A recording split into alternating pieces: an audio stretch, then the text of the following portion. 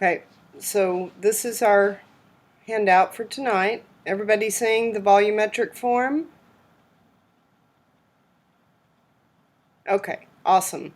So here's the quote by Paul Cézanne, a post-impressionist artist considered the father of modern art, in a letter to Emile Bernard, April 15th, 1904. Treat nature by means of the cylinder, the sphere, the cone, everything brought into proper perspective so that each side of an object or a plane is directed towards a central point. Lines parallel to the horizon give breadth. Lines perpendicular to this horizon give depth. So rectilinear forms like cubes have clear planes, and that's P-L-A-N-E-S, are faces and edges. Spheres are one continuous plane. Objects like trees, rocks, animals, and the human body are organic forms with irregular planes. The key to drawing rectilinear forms is getting the edges of the planes parallel and at the proper angle.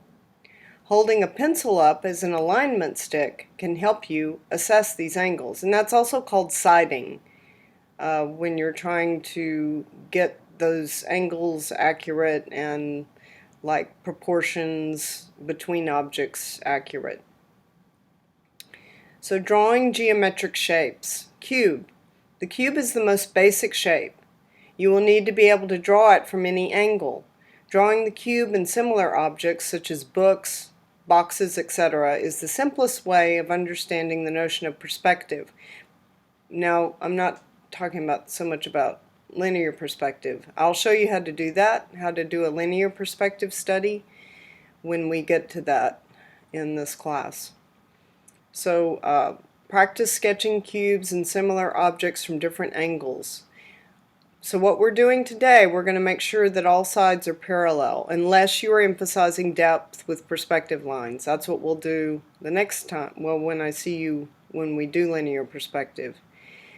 Be careful not to tilt the top of the cube up. Check your angles using an alignment stick. So the biggest problem I find in drawing a cube is this plane, the very top plane. And the issue is the angle that you draw the edges, especially the sides. So what I see a lot with students is that they are a little above eye level, because you probably have the cube on a table and you're above it. So this plane and this plane will look just a little bit above eye level, but then the student draws the angle really acutely on this side and this side, the top sides that are closest to you, and that makes it look like it's a severe bird's eye view, like you're hovering much higher above the cube than you are. So I can tell you that's what some of you are going to have to struggle with, is that kind of distortion that happens with cubes. Sphere. When drawing the sphere, perspective has no meaning, since the sphere looks like a circle from any angle. The most important part of drawing a sphere is showing its volume. You can do this by carefully examining the light, shades, the reflected light, and highlights. To draw a good circle, you can first draw a square, and then draw the circle inside it. Notice that the sphere's shade on the table has the shape of an ellipse.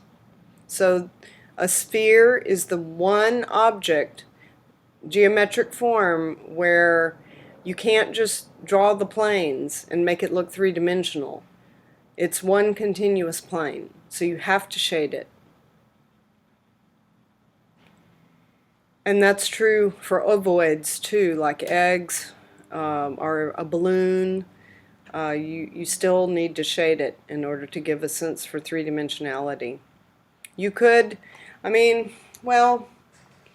you look at cartoons and like if it's a reflective surface like a balloon or an eye, and they put that little square rectangle to indicate that it's reflective. Well, that is a way to give an indication that it's a three-dimensional form. All right, a cylinder. When drawing a vertical cylinder, you can use a cup or any other cylindrical object. Notice that the bottom ellipse and the top ellipse, and we call that in drawing ellipses, when you see a circle on the edge, are seen from different angles. The bottom ellipse is a bit more open to us, or in other words, it has to be wider on the vertical side, and then as it wraps around, it moves like a circle will towards the back plane. And notice that this is going to be parallel to this. Okay, the bottom ellipse is going to be parallel to the top ellipse with a cylinder. Now, and that's true of a cone as well.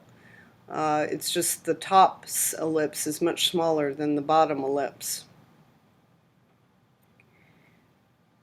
So pay attention to the light, shade, and the reflected light on the cylinder's side and the way it is used to show its roundness. To draw a cylinder from a more difficult angle, you can draw a box in which the cylinder will be contained, and after that draw the cylinder inside the box. Using the box helps us to draw the cylinder from the chosen angle. So you might be more comfortable drawing a rectilinear form. So you could do a rectangle and then put the cylinder inside, just like I said you could do a square and put the circle inside to get a perfect, perfectly proportional circle. Okay? And after, I want to just draw individual shapes first, because once you start to create what's called a still life, where you're putting several objects together, that gets more complicated. Then we have to address scale, which is comparing one object to another object, size. Okay, the composition is a term we use in art, as well as it's used in writing and in music. It's an arrangement of elements of the artwork that unites the elements into one whole. Pay careful attention to the object placement inside the drawing from the beginning. Start with a loose organizational line drawing. In my handout about line, discussed organizational line, and I can demonstrate it when we get to this part, that shows the whole still life. There must be a balance between the drawn objects and the space around them. Start by centering the still life. The drawn object should not be too small or too big, fall off from the paper, or be shifted to the left or to the right. This is the first stage of drawing the still life. The next important part is the proportions of the objects. The proportion is the interrelation between two or more magnitudes. Notice the relations between the sizes of the shapes. Use your pencil as an alignment stick and to get accurate measurements of the height and width of the various objects. And I find it better to have a pencil that has writing on it so that you can line your thumb up to the letters on the pencil as you're judging different sizes. And I'll demonstrate that so you understand what I'm saying if it's confusing. So notice that a bowl is actually a half sphere. A jug is a combination of a sphere and cones or of cylinders. Notice the light and shade of the objects and also the shades on the table and the wall. While drawing, try to see not only the objects, the positive, but also the spaces around and between the objects, the negative, which we talked about last week. Okay, this shows two different drawings of a still life arrangement. It's generally when you get to arranging, so whatever objects you work with tonight, if there's time, we'll at least start the still life. I would recommend put the tall objects in back and then put the shorter objects in the front. And it's a good idea to have some overlap, like this bowl, I would actually push it over to the right a little bit more so that it's just a little bit more in front of that jug. So you can be working with if you went out and bought some of the styrofoam shapes like what I'm going to use tonight, then they'll look like this, just geometric shapes. But you may not have that, or you may want to try your hand at the end of class using actual objects. But I would make sure the objects are very simple. No decorate. I mean, I certainly wouldn't pull out your best crystal for this, because that's tough. It's carved and it's transparent and it's reflective, so that's one of the hardest objects you could possibly think to draw. Okay? Now later, and when we talk about composition, the last couple of classes, I'll try to steer you away from centering everything. But it's fine for the still life that we're going to do tonight. Okay?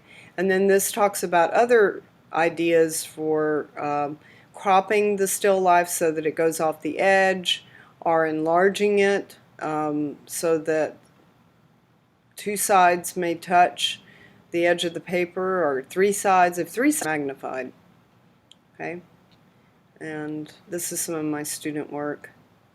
You may want to make a viewfinder, and to make a viewfinder you need two pieces of mat board or cardboard that's cut in L shapes. Okay?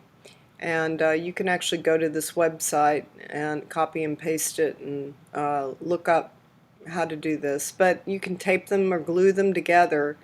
Although if you don't tape or if you don't glue them together, actually it's better not to, because then you can adjust this so it could be a rectangle or it could be a square.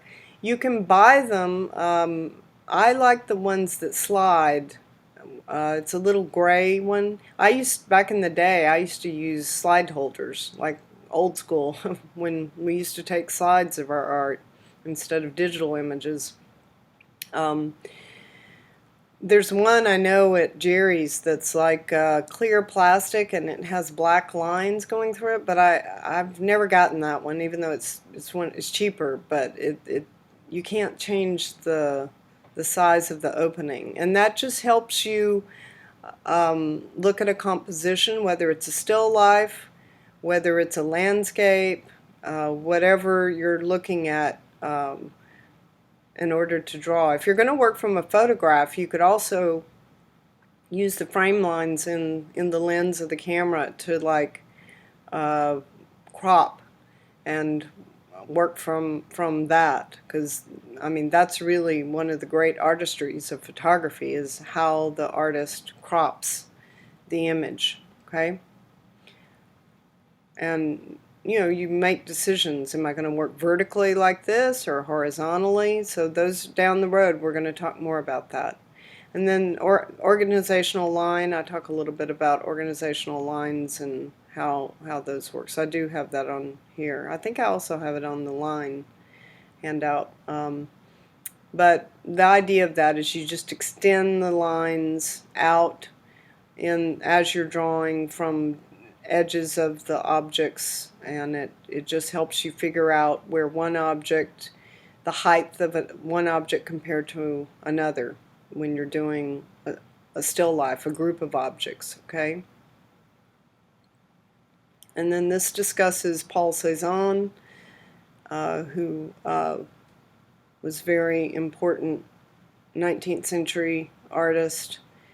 And he actually threw out like all the rules of correct perspective that had been followed since the Renaissance. So that's the main reason he's considered the father of modern art, because he broke all the rules.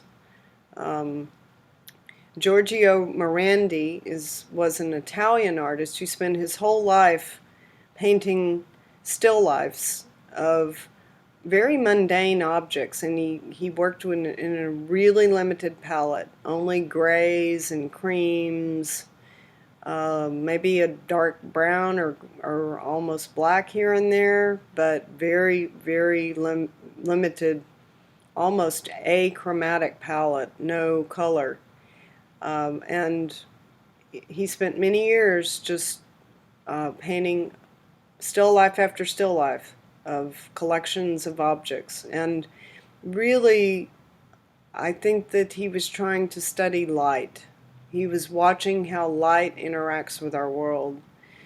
And he lived in a small Italian village, and he never left that village. And some art historians think that these still lifes are like a love letter to his home, that they're actually like portraits of just daily life in this small Italian village. It's a nice thought.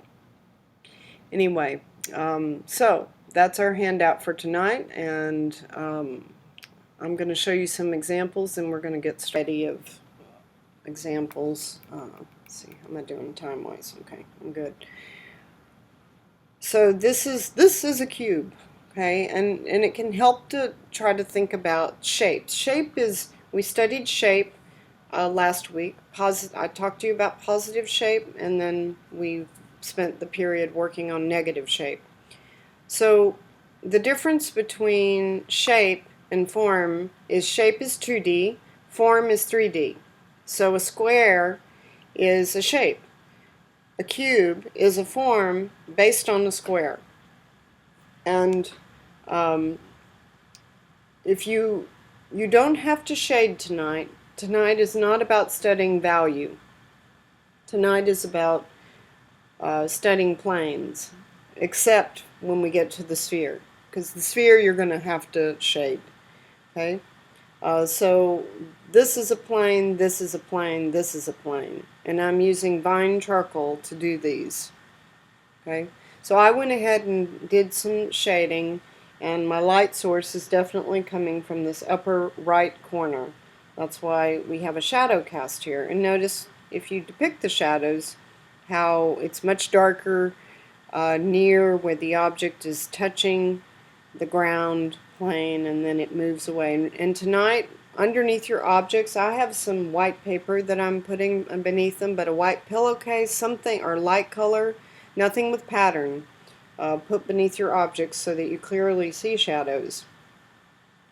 Okay, here's the sphere, and you can see as the shadow moves away from the sphere that it becomes much more less clean edged and much more of a softer edge, and it gets lighter.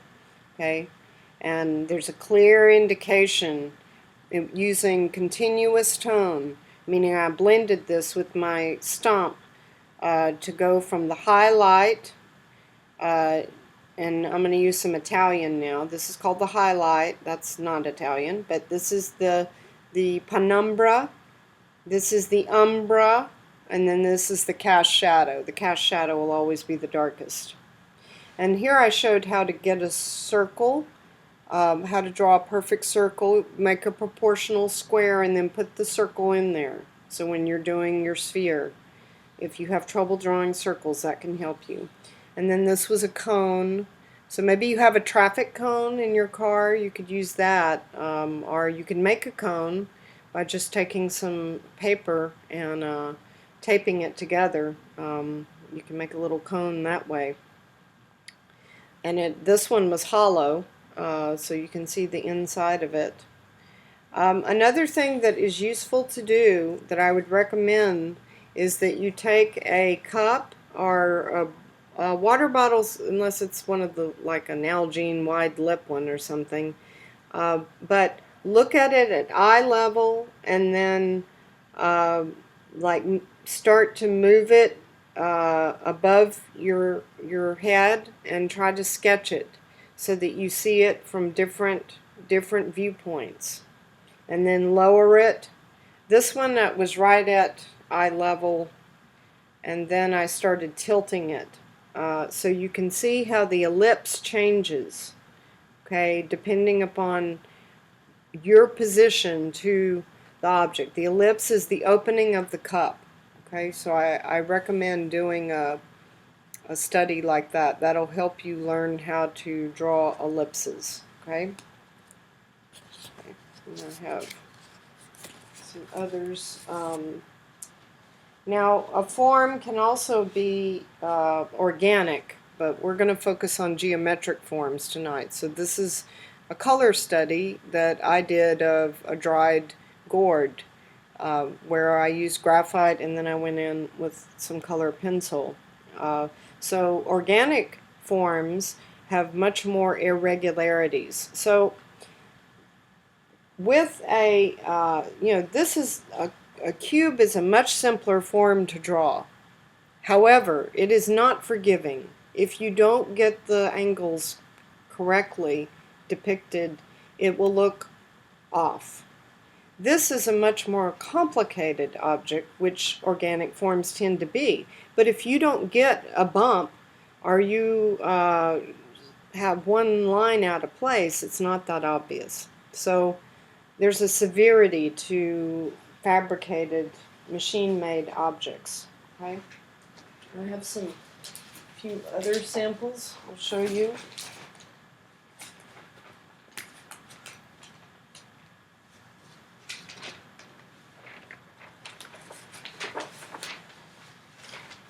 These were, I'll have to make my camera higher so you can see some of these, because this is a large drawing. This goes on a roof.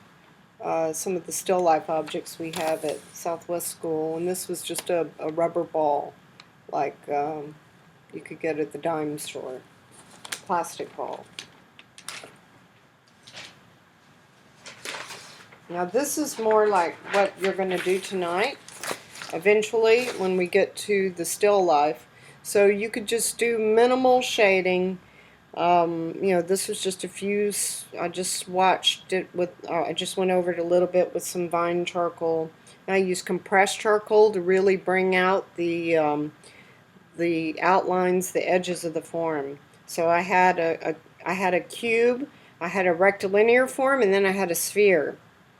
And I had two lights going, but mainly it was lit from this side.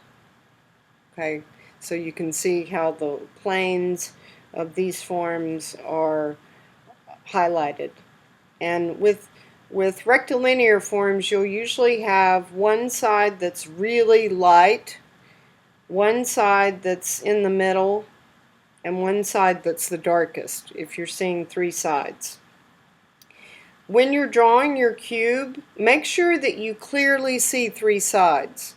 I would not position it so that you barely see this edge. You can do that later, but that's very challenging. You want to have the corner really tilted towards you so that you clearly can see three sides. And I definitely don't want you to just see two sides. You want to see three sides to your cube or your rectilinear form. So invariably, I find that my students, when they're drawing a cube, they make it look like a rectilinear form. When they're drawing a rectilinear form, they make it look like a cube. So how you figure that out is make sure that the whatever, and I tend to start with the front face of the object. If it's a cube, this should be a square. If it's a rectangle, that means that one side is longer, wider, taller than the other side. So the face should be a rectangle, not a cube. Okay? And don't try to get out a ruler. I had one lady in a class trying to measure. Don't do that. You need to learn how to eyeball it, and it won't be accurate anyway. Okay? So you have to train your eye to visually see these angles and what will make the plane look three-dimensional. Okay? And notice I put newsprint over these because they're prone to smearing, even though I've sprayed them. And this one has smeared some over time. It may be that your object has, like this one, I showed a little bit of the cross grain. This is, we have these wooden objects at Southwest School that we draw from, and they're painted white, and other colors too, for especially painting classes to study hues and value range. But you might see some surface details like cracks in the wood or grain like that, but that's not our priority for tonight. It will be for future classes when we're studying like composition. Okay?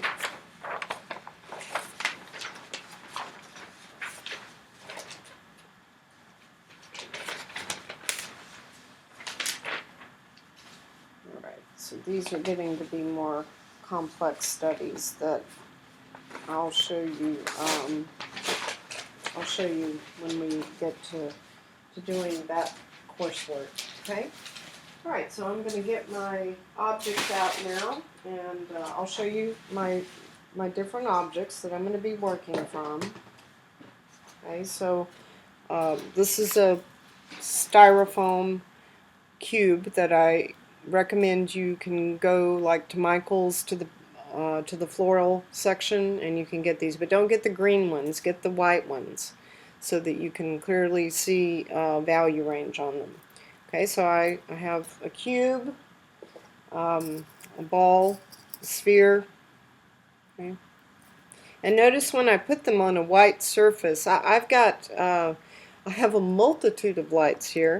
Let's see if this is better. Yeah, that's a better shadow. So you may play with your shadows and you know, tilt these lamps I can tilt so I can change the or tilt away. So you know, by manipulating the lights around your object, you can really dramatically affect the shadows. And it may, if you want less complicated shadows, then don't have multiple light sources. I have 3 lights on right now, 4 lights actually behind this, so I'm getting some complex shadows in here.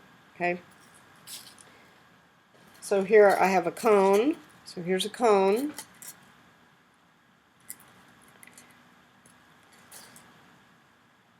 And I have some disc shapes. Looks like a hockey puck.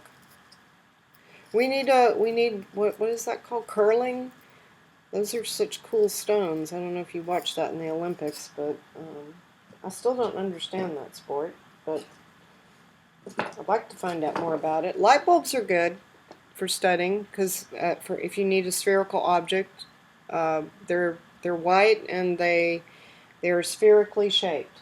Okay, and then I've got to paint my pyramid white. But you can make a pyramid if you can't find one to study with. This I just did with some cardboard, and I just used hot glue in order to make a pyramid for studying. Okay. All right. So those are my objects that I'm going to work with. So I'm gonna move my. Well, I know last time one of you, I think it was Fred, was like wanting to see the object, me draw it like next to it, so I'll continue to do that. Alright, I recommended that you work with fine charcoal, and if you have different gradients of fine charcoal, then I would say medium would be good. You know, the darkest is well, it's dark, and if you mess up and you need to smear it away, you might have to break out the eraser to do it.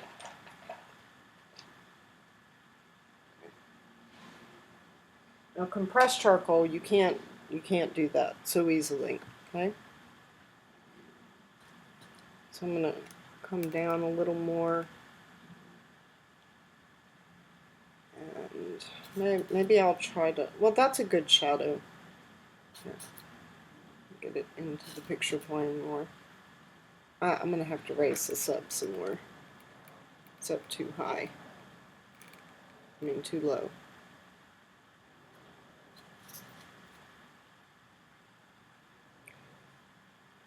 Okay.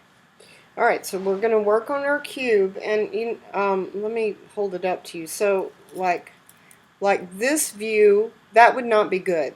You would be drawing a square, okay? But even if you could just see the top, like if I tilt it a little bit, and I'm going to go a little darker. I think I could go, these shapes are, oh, wrong direction. That's better. Okay. So even if you see the top of it, that's still, you're only seeing 2 sides. Okay, now so let's say you have your shape like that. Well, that's better. Now you're seeing 3 sides. You're seeing the front, the top, and this side. But I'd rather you see a little more of it. So that's better, okay, so that you see those three sides clearly. Because like if you barely can see that other side, like that's hard to do. That's hard to draw. Now you could try that later after you feel like you've mastered the cube, but that's what I would recommend. Okay. Alright, I'm going to start off with my first face, the one that's closest to me. And it's a pretty dark piece of vine, but we'll just go with it. And you know, I'm just going to keep my line real loose, okay? You can make it all hard edged later. And a continuous line, when we get to doing several objects, you can continue the line off the edge, because you're going to need to line the cube up with whatever objects are around it. Okay, so I've got the front face done, and it also use what's called the plumb line. The plumb line is you can use the edge of your paper to like keep your lines, your edges, sides straight. Okay, so don't do the square. Try not to do it cockeyed. Now, if you tilt like when you lay the cube onto your surface, just have it so that the bottom edge of the front face is parallel to the bottom edge of the paper. Okay, so that when you draw it, you can use the edge of the paper on both edges. Here I can keep these two lines parallel to the bottom. Here I can keep these two lines parallel to the edge of my paper, because the paper is perfectly square. It's been machine cut, and that can assist you. Okay. Alright, so now I've got to draw it. Right now it's a shape. It's not a form. Okay, so in order to turn my square into a cube, I've got to draw some sides. And don't cheat and do the grade school thing where you draw a square, and you can't see me drawing. But you draw like a square, and then you draw another square. They overlap, and then you link up the corners, and voila, you have a cube. Okay, actually it's more of a rectilinear form. Okay, this is observational, and see, I can just brush that away. And you know, if I want it the white of the paper, I'll have to take an eraser, my kneaded eraser, and go over that. Okay, so I know my camera's a little crooked. That's the yeah, it's actually this I put parallel, even though the cube doesn't quite look parallel. From my view it does, but alright, so now I'm going to do my bottom line, and I'm kind of looking at that angle. This is the hardest part, figuring out that angle and what is the correct angle.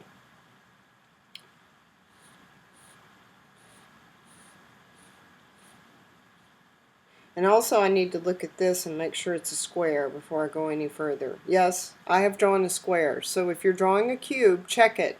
Make sure that it's a square that you drew as your first plane. And I drew a square. Okay? So that angle looks like it could be a little more acute, actually. But remember, if I tilt my head, that's going to be a different view. So you got your distance from the object must stay the same while you're drawing it. Okay, so maintain that. So I'm going to go back just a little bit more. Okay, I've got my bottom done. Okay, so now I've got to get my top done, and I'm going to keep the edges parallel. We're not doing a perspective drawing. This side must be parallel to this side. Although I'll show you another way to do this where that will not be the case. Now, the back has got to be parallel to this this edge, and I would keep it loose. I want a little dark here, okay? Because you're probably going to have to adjust this. Okay, now if you go too far back, it's going to become a rectilinear form. So if your cube is starting to look like a rectilinear form, then just bring the back towards the front more.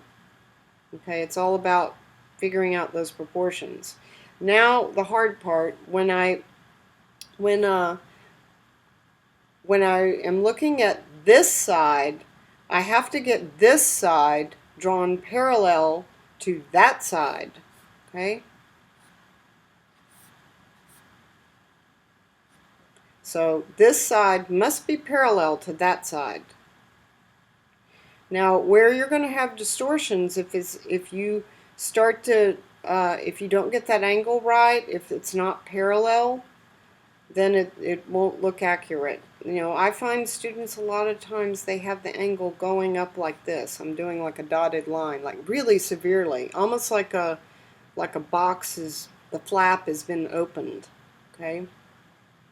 So I have students that have trouble seeing that. They look at the cube and they just can't see it. And all I can say is you're just going to have to practice. You're going to have to train your eye to connect with your hand.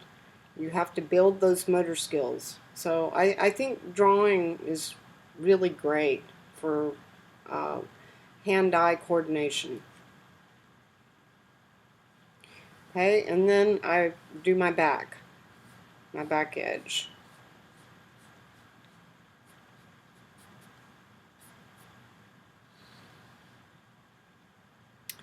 Now, if I wanted to, I actually think I could tilt this more. So let me erase that, and I'll tilt it some more so that looking at it right now, it looks more like I'm lower than I am.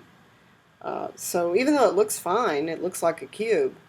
I want to get it more what my eye is actually seeing. So then I look at it and like, how can I achieve that? Well, I need a more acute angle here. Okay. But it's a domino effect, because if I change this, guess what? I'm going to have to change that. Okay.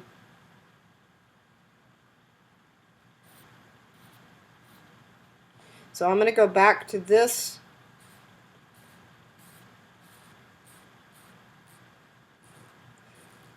And then that's going to affect down here. This is also going to have to change. So everything affects everything else.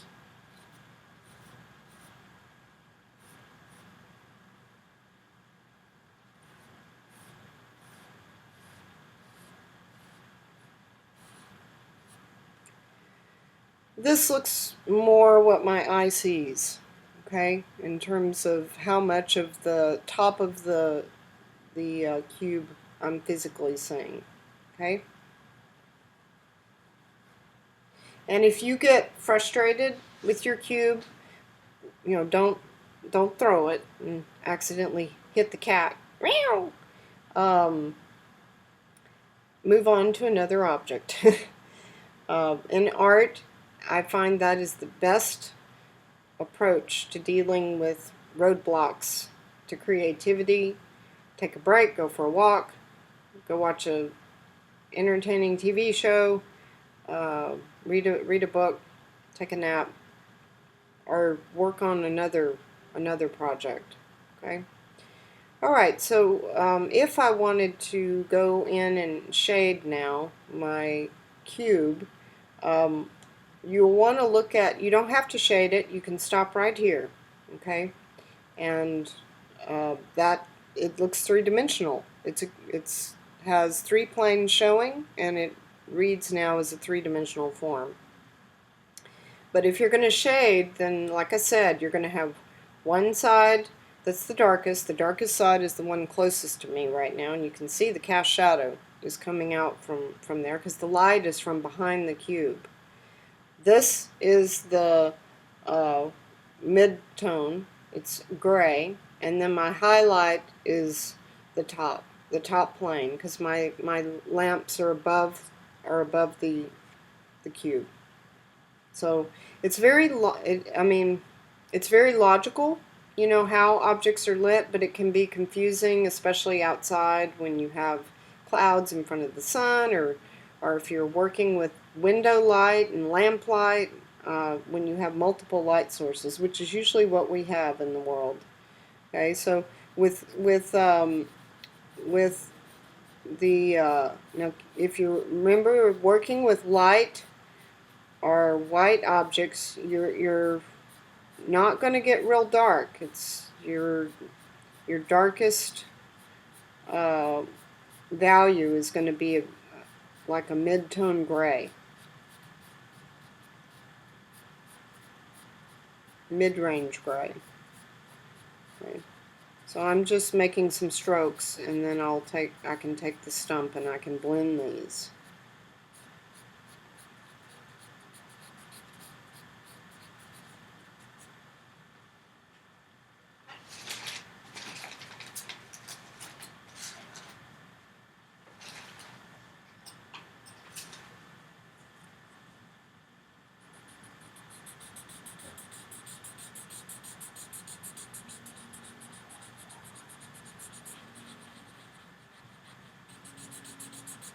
If you're doing this with pencil, then you turn the pencil on its edge and shade that way.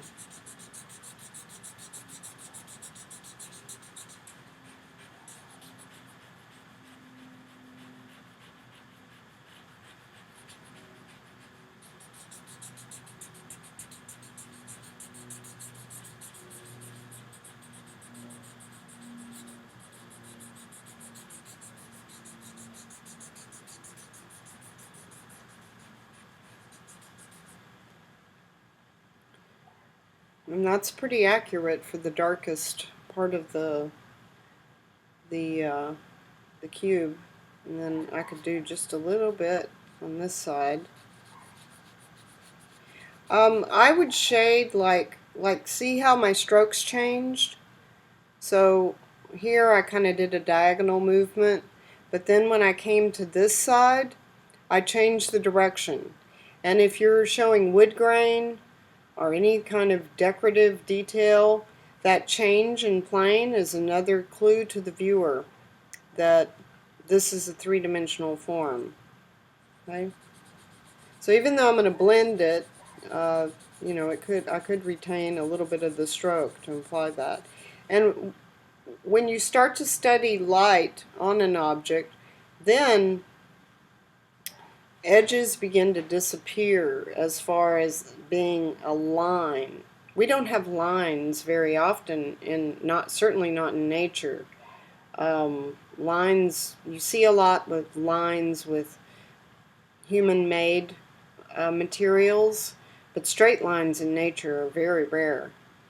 The main way that and we'll talk about this next week more, is the main way we differentiate forms and changes in planes has to do with changes in value, changes in color. So this being a gray, this being a little darker, and then this one being the lightest. And I don't need to put any charcoal down.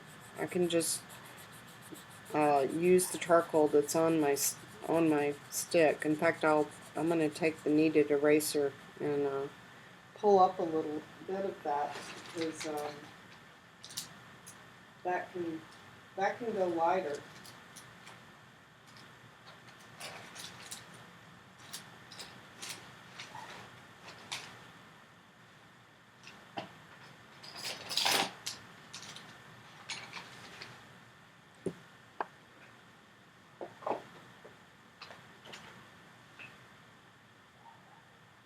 It's too close to being that value. So I just can daub it and pull up some of that value.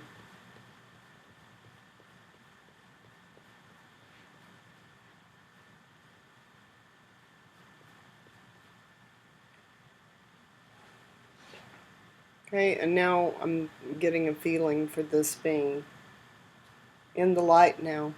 Okay, and if you put value around it, well, I mean, if this is white around it, you don't even need these edge lines. So if you want to work realistically, you get rid of those lines that are the edges of the form and you let value do the work for you. Okay, and if you want your cube to look like it's on a surface, that it's not just floating in space, then throw a shadow under it.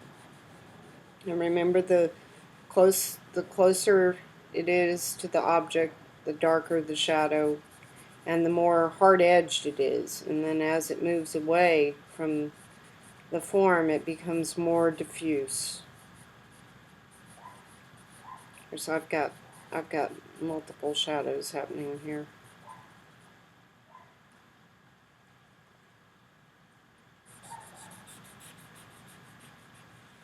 Yeah, and the point of the stump is really good about, with charcoal, getting in right at that edge, making that hard edge. I like that with the stump. Your finger can't do that the way the stump can. So you really want to work with stumps when you're blending with the charcoal.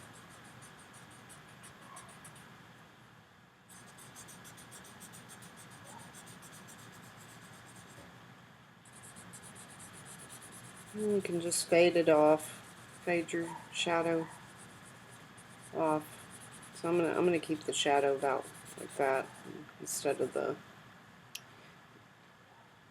I didn't do that shadow, I just did that one. Okay, so now my cube looks three-dimensional. I'm going to move on next to the sphere. Do I have any questions about the cube? Drawing a rectilinear form, like a cube or a rectangle.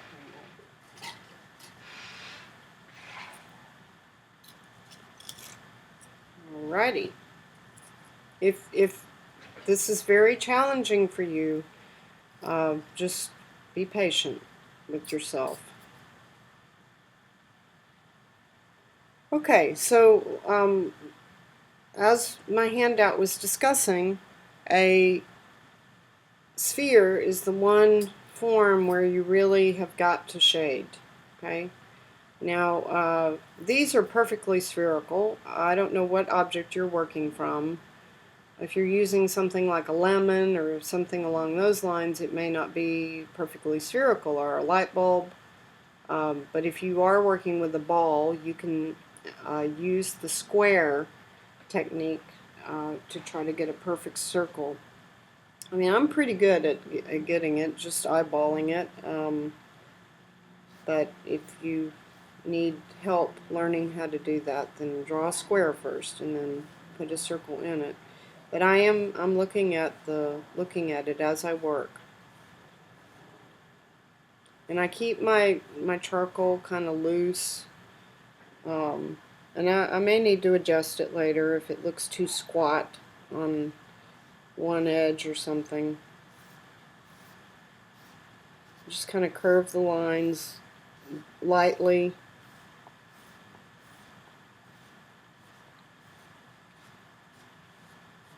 Well, it looks good to me. It looks, yeah, I think that's a good circle, proportionally speaking. Okay, yay, I've drawn a circle, but I have not drawn a sphere. So now I have to really look at the sphere and how light's hitting it, and just like with the cube, I have my highlight, here's my highlight, and then it starts to move towards gray values, that's my penumbra, and then darker gray, that's my umbra, to the cast shadow right under it, which is the darkest part of it. So you can clearly see that.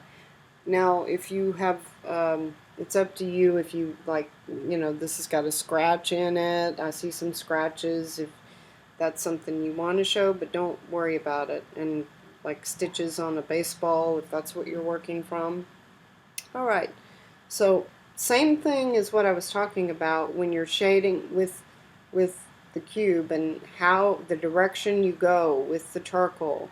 I'm going to move in a like circular manner,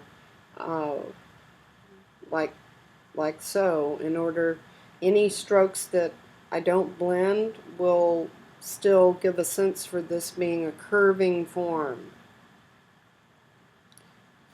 So you do have to consider your strokes, and I'm starting at the bottom. Now it's again like the cube, it's a white object, so dark gray that's as dark as it's going to get. Actually, not even a dark gray, more of a mid gray.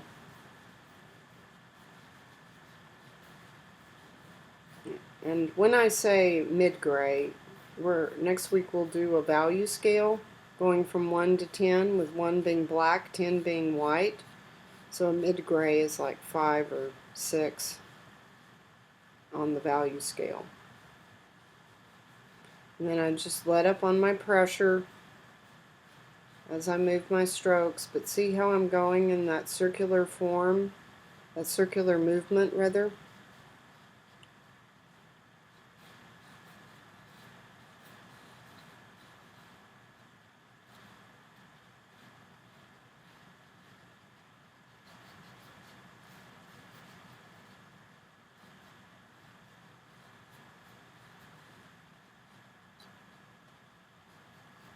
And by the time I get to the highlight, there's nothing. There's no strokes.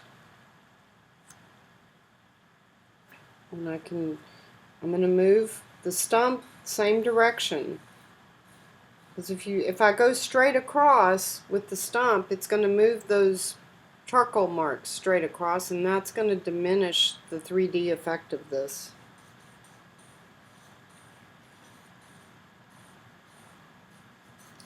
So we live on a giant sphere. Gravity loves spherical forms. Although it's not a perfect sphere, it bulges at the equator.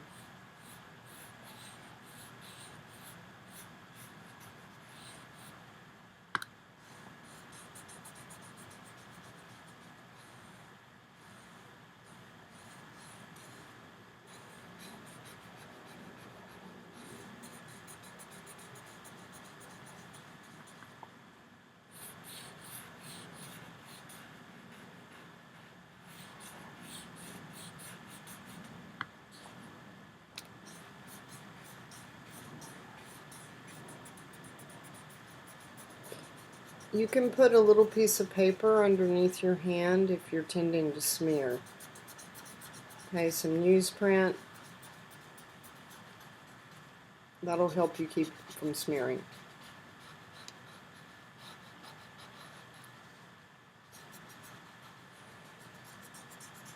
Now that's not accurate, that line. So I need to go in with, because that was my original line that I drew. So, oops, get back there.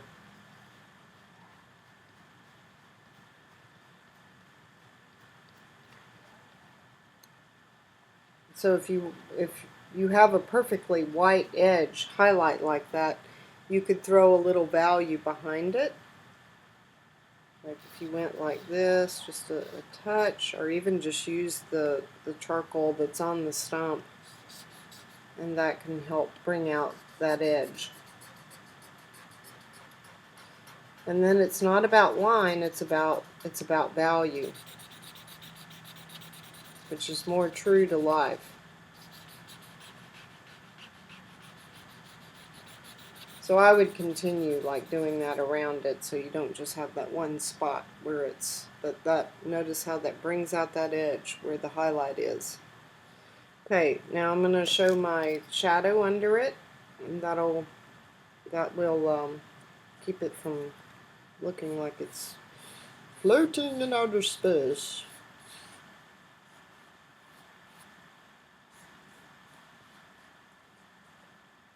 Now it's got, I've got, again, multiple light sources, so I've actually got like three shadows.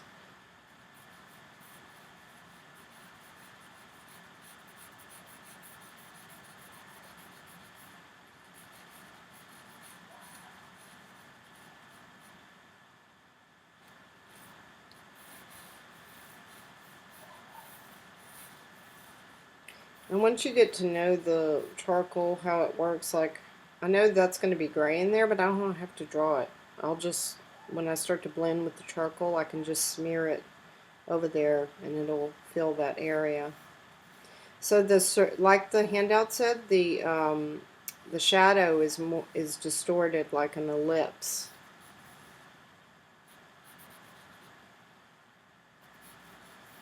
It elongates.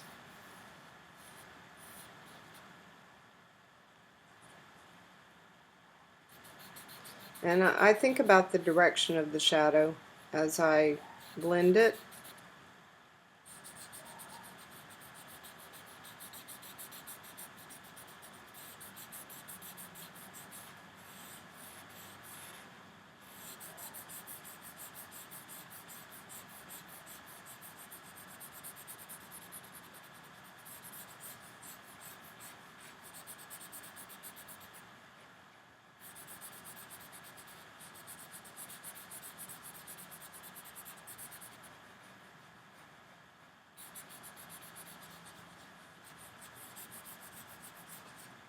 So I think I could get a little more. I do need actually a little more charcoal. But it's so easy to go too dark with charcoal, so try to match the shading that you actually see. Okay, that's looking better.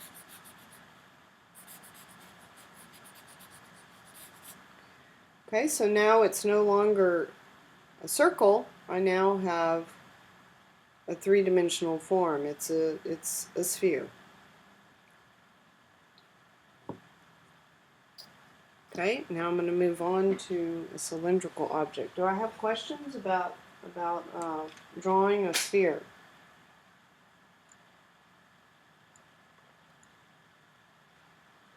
Alrighty. Let's move on to doing the cylindrical form of a cone. Okay.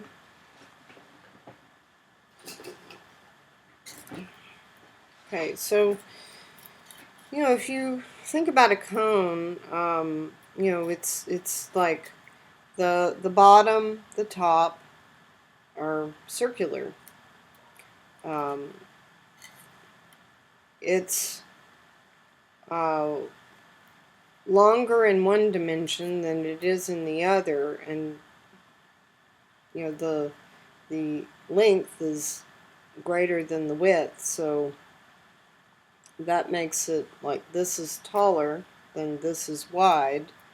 So it does look similar to a rectangle, and you can use if it's a cylindrical form like an oatmeal box where one side is parallel to the other, then that really works well for drawing a rectangle and then putting the cylinder in it, just like you would do like putting a circle into the square to get it proportional. But this is a cone. So a cone is like a hybrid pyramidal form and a cylinder. So in this case, it's different from a square or rectangle because these sides are not parallel. They're diagonal to each other. Eventually they meet at the top. Well, they don't quite meet because there's a circle there. But if they continued on into infinity, they would meet, if you imagine that. Okay, so it's similar to the two shapes that we've already done, but there is some difference. So I'm gonna see if I could still work with the camera. So I may have to tilt the camera so you can see me do the cone. Okay, so I'm going to start my cone, and I'm not going to do it to scale. So well, I didn't do it to scale with the others either. But I'm going to start with doing the ellipse at the top of my cone. Okay, so I can see I'm seeing a circle on edge, so it's an ellipse. And it's going to be smaller than these shapes so that I can fit it on the page as I work.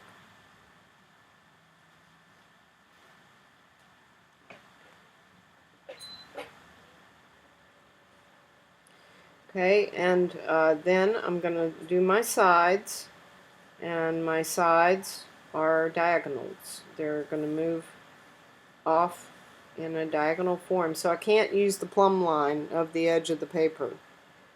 Won't work with a cone. Now with the cylinder it would, if you were like drawing a paper towel tube or a pipe. But I can keep my ellipse parallel to the edge of my paper. And make sure, like I did that accidentally because I was talking. But you see how that I've seen that before. I've seen students defy gravity. Okay, you see how that sticks out over the edge? That's a physical impossibility. It must line up. The edge must line up to the edge of the ellipse that's at the top of your cone. Okay.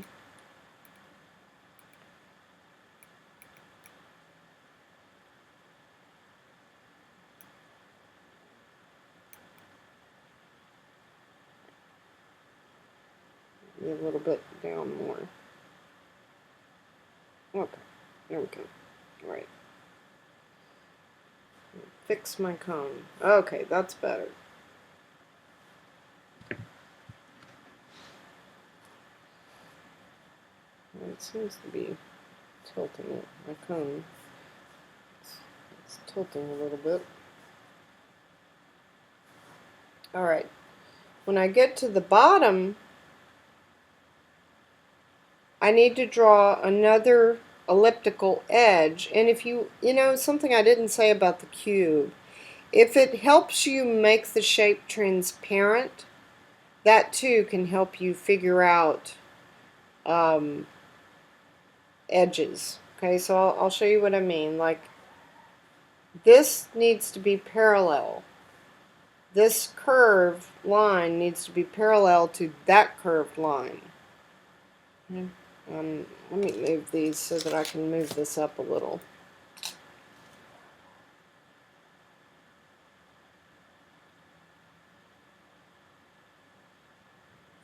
Actually, I can straighten this. There.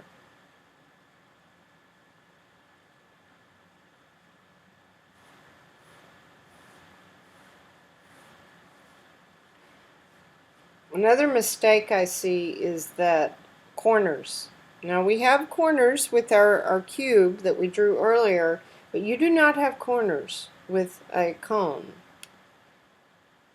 And you really don't, with a cylinder either. It's a curving shape, so don't make a hard 90-degree corner on cones and cylinders. Okay, so I mean, it's really pretty fantastic that with basically two lines, this is like one, this could be considered one line, and then this is one line making that ellipse at the top. Voila! It's three-dimensional. Now what I was saying about making the object transparent, like let's pretend the styrofoam is transparent. Now I use a dotted line. So you could do like a dotted line and just make your cone transparent, and then figure out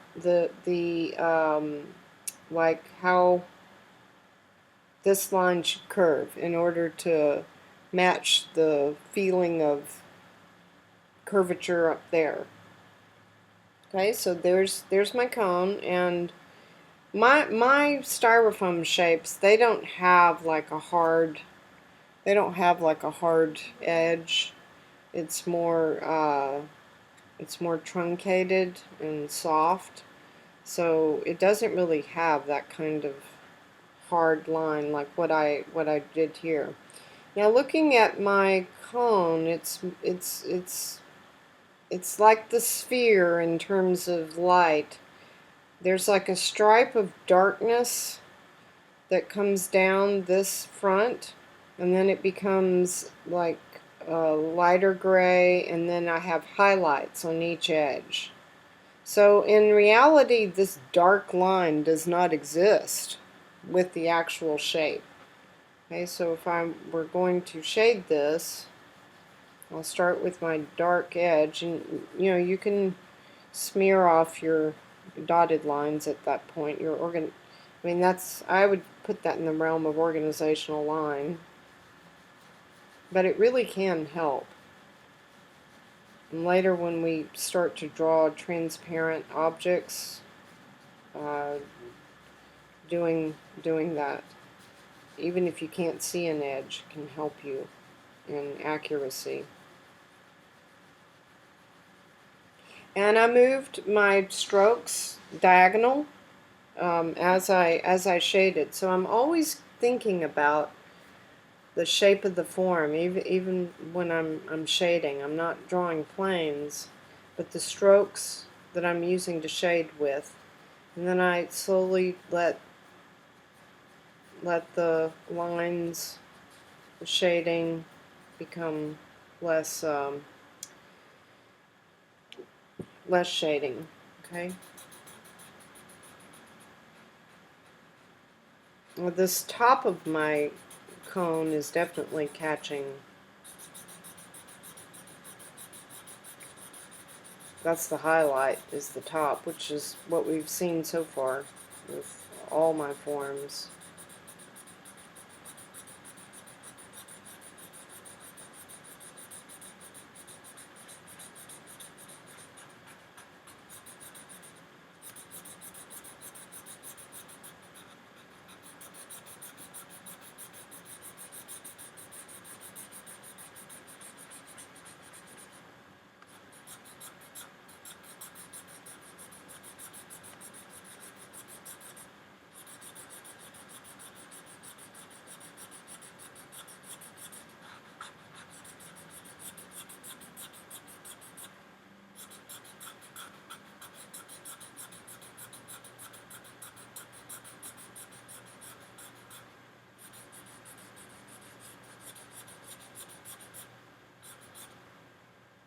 Maybe you've made those cones like out of paper for cake decorating.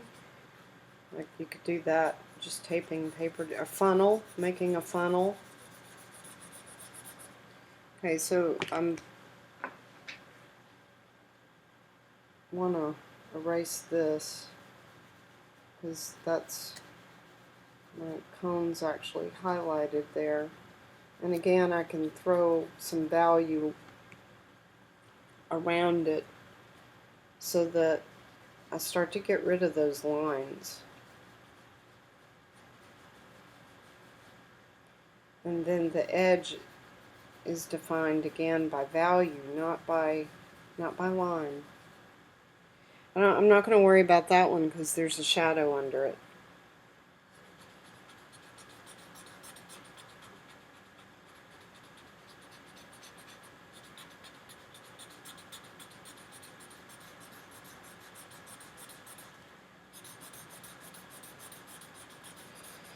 There's a show at the McNay right now about drawing, so I have some friends in that show. So if you're at the McNay Museum of Art and you walk in the new building, that's where you get your pay to go in, unless it's a Thursday night. It's free on Thursday nights, but it's down the stairs and at the back of the museum. So, and some things are obviously drawings, some things are, I'm not sure what the curators exactly were thinking of. I don't know that I would categorize everything in the show as drawings, but it's a good show. My friend Kim Bishop, she made a drawing, stitching paper with thread from her mother's mother, her grandmother.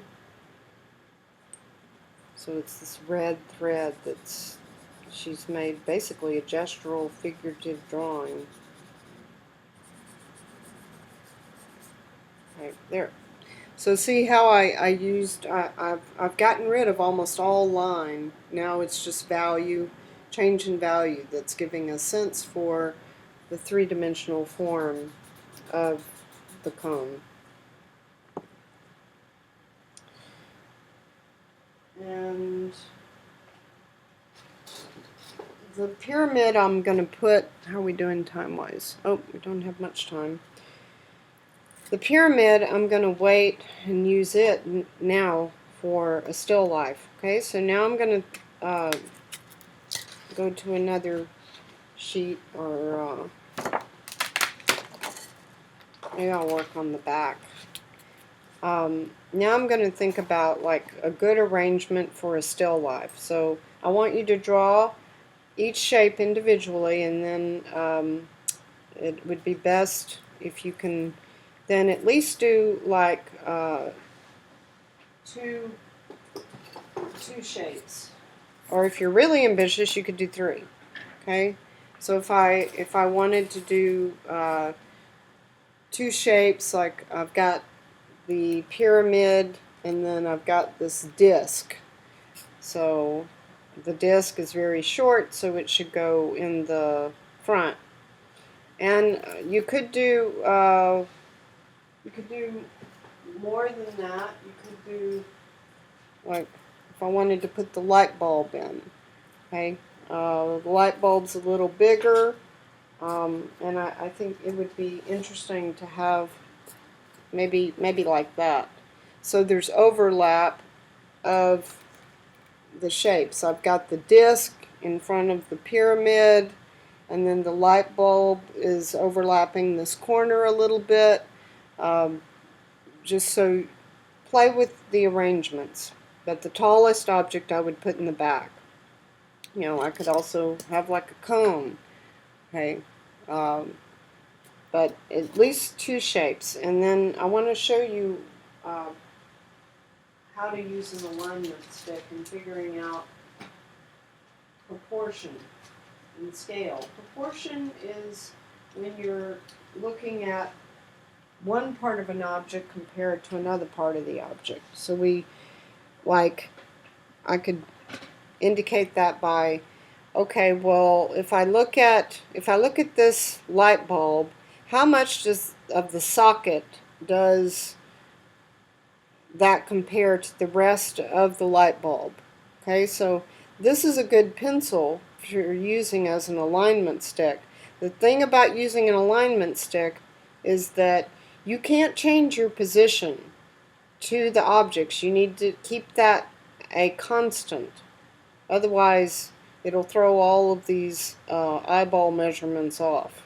Okay, so this is, again, what's called sighting. Okay, so see how I can use my thumb to move down the pencil, and that's why it's good to have letters that you can line your thumb up to for measurements. So if I'm looking at, now I can't just hold the pencil down there and measure the light bulb like that. I need to measure it from where I'm going to draw the objects. Okay, so and I find it helps me to close my right eye and do this.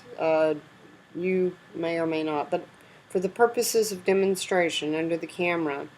So if I looked at like this, that in, well, I don't have any writing right there, but I'm right above the L. Okay, so if I measured that, I'm like right above, let's see, well, no, it's like right there at the L. So then I look at that, okay, 1, 2, 3, like 4¼ sockets equals the length of this light bulb. Okay, so then when I draw the light bulb, I can think of that ratio, and if this looks way too big, or if this looks too squat, I can use that measurement to help me gauge how I need to adjust the form so that it's proportional. Scale is comparing one object to another. So if I'm looking at if I look at the light bulb again and I look at the front of it, Okay, and how tall is my light bulb? And if I'm drawing from like this, like just looking at the very top of the light bulb, okay, I'm measuring with my stick. Okay, how many light bulbs make a pyramid? It's kind of like how many licks does it take to get to the center of a Tootsie Roll Pop? Some of you may remember that commercial. Now I'm craving a root beer lollipop. Right, so about 1 3/4 widths equals from where I'm sitting the pyramid. Okay, so if my pyramid, when I draw my pyramid, if it looks too squat, too low, then I don't have it tall enough. And you can measure, compare it with your light bulb. If my pyramid is towering above my light bulb and is dominating the whole still life, then I've made it too tall. And use your initial measurement of the height of your light bulb to help you figure out the height of your pyramid. Okay, so it gets a lot more complicated when you have more than one object. And when you're drawing the objects, like you could extend a line out from the top of the pyramid to get a sense for how much negative space is between the pyramid and that top line. This diagonal on the bottom of the pyramid, you could extend that out and see, like, where, if I extended that line out, where would it intersect that light bulb? And is that what I'm seeing when I am looking at the still life? And see, pay attention to that negative space that's in between the objects. That can help you be more accurate in positioning these objects. Okay? Alright, so I'm going to move these off to the side and do just a quick sketch to show you in the next just few minutes. You know, before I do that, let me look at next week.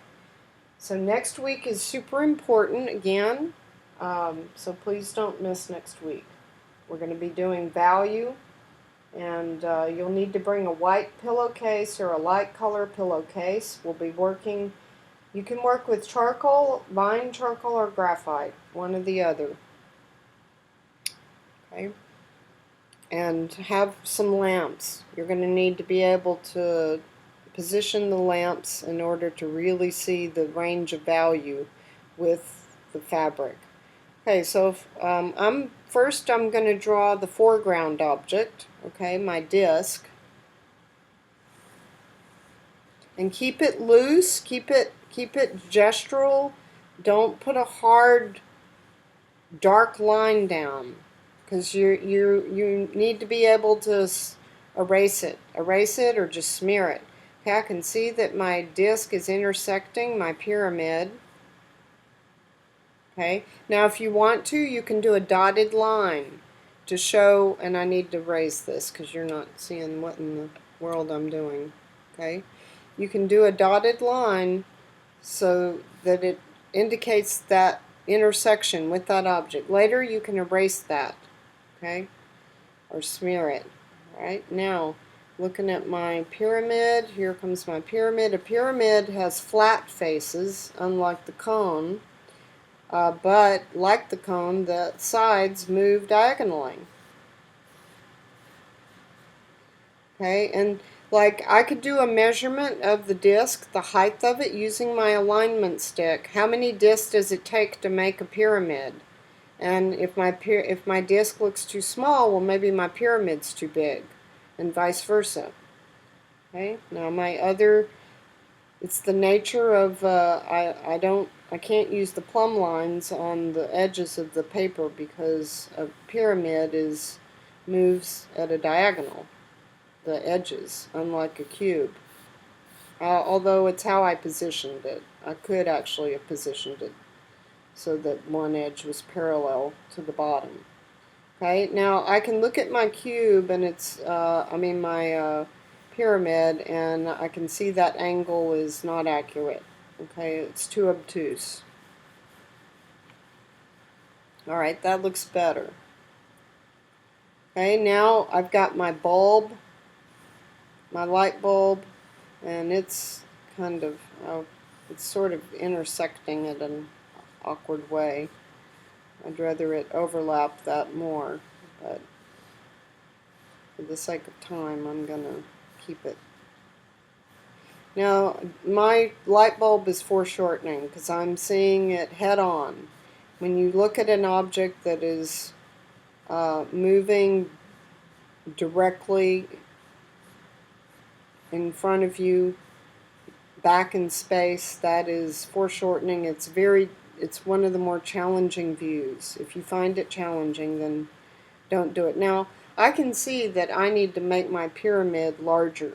That looking at my my pyramid needs to increase in scale. So to do that, I'm going to have to. So see, it's good that I kept it light, so that I can easily erase, and I can make my pyramid bigger.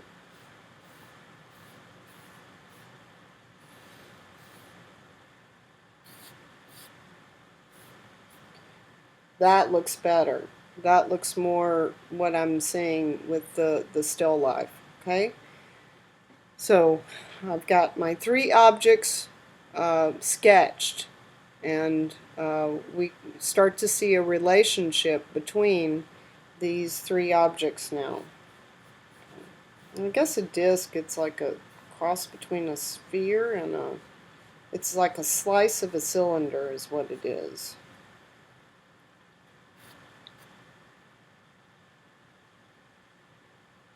So what I was saying earlier, I can put a dotted line like here to see the height of the top of the pyramid from here to the light bulb, and looking at the object, make sure that that's accurate. I can continue that line that I had. This is organizational line of the pyramid through the light bulb, and you can like hold up your alignment stick and check, like hold it up to the edge of the bottom of the pyramid. From where I'm viewing it, I can see that's what I'm doing, and I'm like, I'm absolutely accurate in how I did that. Now you may not be, and you're just going to have to practice in order to become more accurate.